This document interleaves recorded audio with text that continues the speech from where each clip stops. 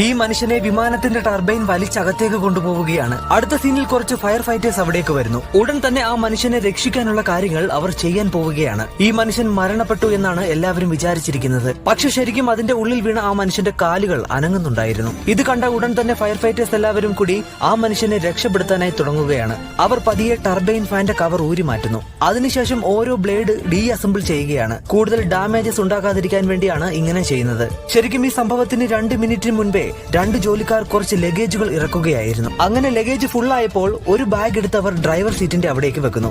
ആ ബാഗ് ആകട്ടെ താഴെ വീണ് ആക്സിലേറ്റർ പെഡലിൽ പ്രസ്സായി പോവുകയാണ്. ആ സമയത്ത് ആ വണ്ടി മുന്നോട്ട് പോവുകയും ചെയ്യുന്നു. അവിടെ ജോലി ചെയ്തിരുന്ന ഒരു വർക്കറിനെ ഇടിച്ചു തെറിപ്പിച്ച് ആ വണ്ടി മുന്നോട്ട് പോവുകയാണ്. ആ വർക്കറിനെ ഇടിച്ചത് കൊണ്ട് തന്നെ ഈ വണ്ടി കിടന്ന് കറങ്ങുകയാണ്. ഇത് കണ്ട ഒരു വർക്കർ ആകട്ടെ വേറൊരു വണ്ടി എടുത്തതിന് ശേഷം ആ വണ്ടിക്ക് നേരെ കൊണ്ടിടിപ്പിക്കുന്നു.